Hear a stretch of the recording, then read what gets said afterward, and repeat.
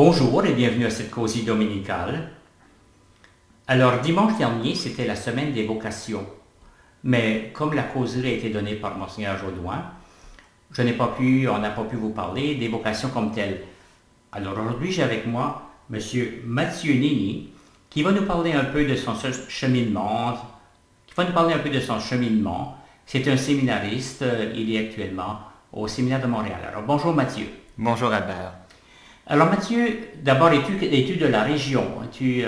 Oui, je suis originaire de la ville de Bathurst, donc le siège du diocèse, et j'ai grandi ici.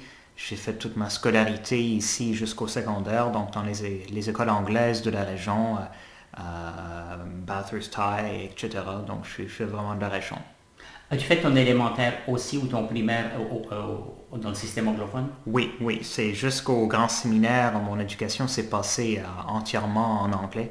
Donc c'était un peu un choc pour moi d'entrer au grand séminaire en français, mais Oui, parce que le séminaire de Montréal, c'est uniquement francophone? c'est sûr que dans une ville comme Montréal, on se retrouve dans un endroit très multiculturel. Il y a plusieurs anglophones au Grand Séminaire de Montréal et à cause de la nature de la chose, on peut rédiger des travaux en anglais, mais la vie au Grand Séminaire se passe entièrement en français, les cours en français, la vie commune en français. Ah bon, alors ça t'a permis quand même de devenir parfaitement bilingue, ce qui est très important, je pense, au Canada, du coup, d'avoir les deux langues. Absolument, et c'est d'ailleurs quelque chose que le cardinal Turcotte, quand il était archevêque de Montréal, voulait pour tous les séminaristes au Grand Séminaire de Montréal. Donc c'était vraiment quelque chose qui était fortement encouragé quand on était là. Exactement. On ne peut pas passer à côté, effectivement. Alors, nous parler un peu de qu'est-ce qui t'a conduit jusqu'à vouloir entrer au séminaire en vue du sacerdoce. D'abord, tu es en quelle année? Je suis en quatrième année de formation, donc j'ai commencé mon séminaire en 2009. Okay. Et là, tu es en stage. Je suis en stage dans l'unité pastorale Marie-Étoile de la Mer, donc à Tracadie-Shiloh, ici dans le diocèse. Okay. Donc, comment c'est arrivé que tu y allais jusque-là? C'est sûr que c'est toute une question, hein, et c'est la vie intérieure de quelqu'un. Et il faut dire que chacun de nous a une histoire, et une histoire sainte, une histoire, on pourrait dire, amoureuse avec le Seigneur qui nous aime, qui a un plan pour nous. Et c'est à nous de discerner comment vivre avec lui et lui servir dans notre vie quotidienne. Pour moi, il n'y a pas eu de feu d'artifice ou de grandes explosions, de révélations ou de quoi que ce soit. J'ai grandi dans une maison avec une ouverture à la foi, j'ai fait la catéchèse, je suis originaire de Bathurst-Est, donc la paroisse Mont-Carmel. On allait souvent à la messe à Bathurst-Sud, la paroisse Sainte-Thérèse. Aujourd'hui, tout ça se ramasse dans la paroisse cathédrale, ici à Bathurst. Et on était toujours proche de l'église. D'ailleurs, mon école primaire, c'était en face de la cathédrale, l'ancienne école Monseigneur Leblanc, qui n'existe plus aujourd'hui. On était toujours proche de l'église, je voyais des prêtres, je voyais le père Wade au presbytère, il est ici depuis très longtemps d'ailleurs, les autres prêtres, le père Edmond Thériault, plusieurs, et je priais, je parlais avec le bon Dieu, je faisais mon chapelet, et j'avais des modèles dans la communauté, des professeurs, des grands-parents, des gens qui étaient très très croyants, et je voyais la joie qu'il vivait à être croyant, que ce que croire peut changer dans la vie d'une personne. Et tranquillement, à travers les lectures, la prière, les entretiens avec les prêtres, une vocation est née chez moi où j'ai découvert que ça serait peut-être ma façon de servir le Seigneur. Donc, après l'école secondaire, je me trouve à l'Université de Nouveau-Brunswick, au campus à Saint-Jean. Saint-Thomas ou à UNB, à l'Université de Nouveau-Brunswick, oui. Et je discerne. Et j'ai des professeurs et des amis qui sont d'une multitude, une diversité de croyances religieuses, des athées très scientifiques, des catholiques pratiquants, des anciens prêtres, et tout autour de moi. Et je décide que c'est peut-être le temps de faire un pas en avant. Il faut dire que j'allais à la messe et à l'adoration presque tous les jours rendu là pour m'aider dans le discernement. Je crois que c'est un appel qui vient dans le silence et on sait qu'on vit dans une époque qui est vraiment remplie, qui est saturée de bruit ambiant en quelque sorte. C'est l'époque des cellulaires, des télévisions, de l'Internet, tout bouge très vite et on est entouré de bruit, de paroles et il n'y a pas beaucoup d'espace pour le silence. Mais c'est dans le silence que la vocation va naître. Il y a une histoire dans la Bible que j'aime beaucoup, c'est le prophète Jérémie, je crois, qui est témoin de nombreuses catastrophes et il voit un tremblement de terre et c'est marqué dans la Bible et il ne vit pas Dieu dans le tremblement de terre, il voit des ouragans, le tonnerre, des éclairs et il ne voit pas Dieu dans toutes ces choses-là. Mais quand tout est calme, après le série de catastrophes naturelles qu'il voit, là, il rencontre Dieu. Et c'est comme ça pour nous. On rencontre Dieu dans notre cœur, puisqu'il nous habite dans le silence. Je crois que toute vie spirituelle, on rencontre Dieu dans le silence. Si on n'a pas de silence intérieur, on n'a que du bruit, justement. Et dans le bruit, on n'entend pas beaucoup, on n'entend rien même. Ouais. Alors, c'est nécessaire. Donc, c'est nécessaire pour toi, pour ta vocation, et c'est nécessaire pour chacun de nous. Pour chaque chrétien et chrétienne, évidemment, pour nous tous.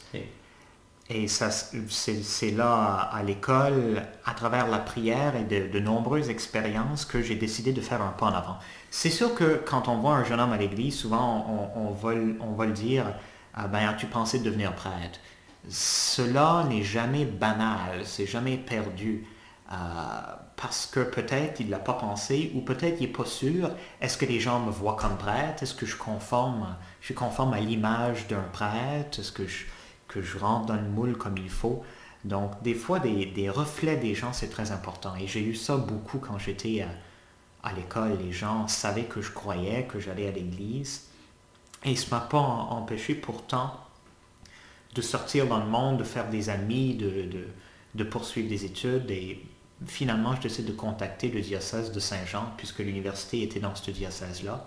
L'évêque, c'est quelqu'un qui d'ailleurs est très connu à Montréal, Monseigneur Harris.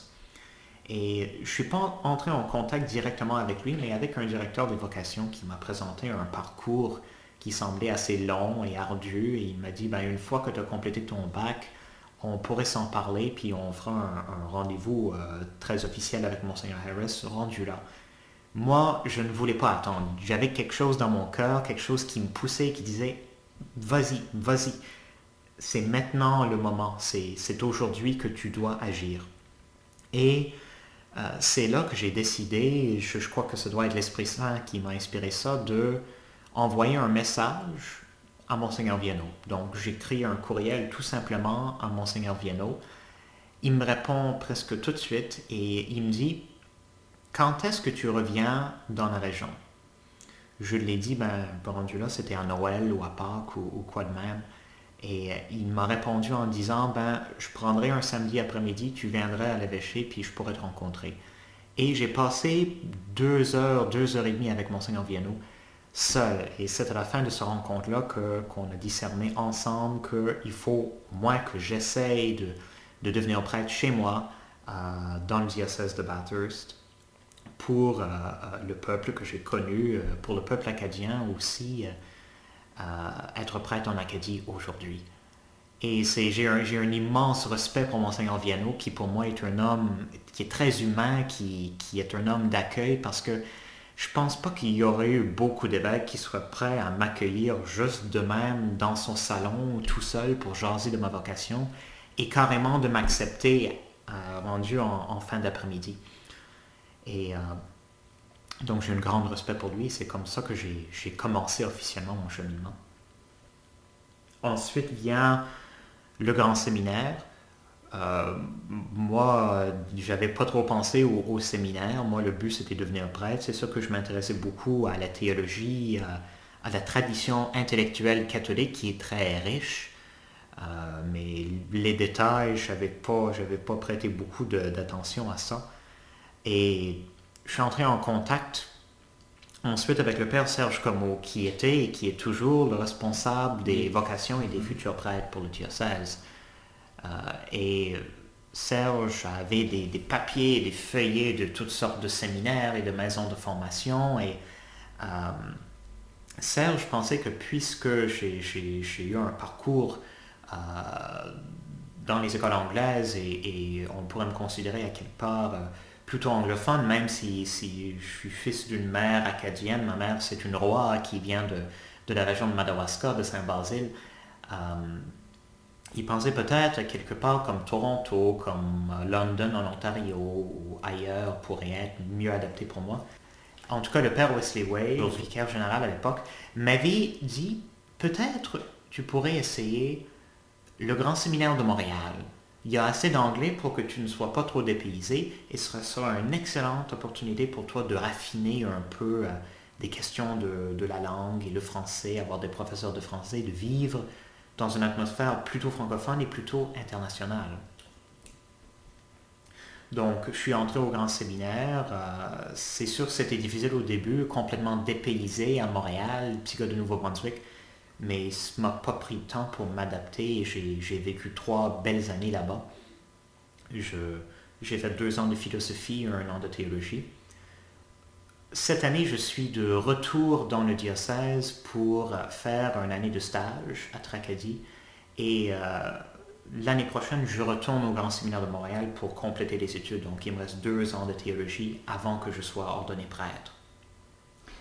Alors, comme tu viens de l'expliquer, c'est un cheminement, c'est un long cheminement, mais je pense que c'est nécessaire pour, disons, la tâche que tu auras d'annoncer l'Évangile, d'être témoin. Donc, ça demande un approfondissement. Et je te remercie beaucoup, Mathieu, de nous avoir exposé justement ton cheminement et je te souhaite bon succès. Merci beaucoup, Albert. Merci. Bon dimanche et bonne semaine.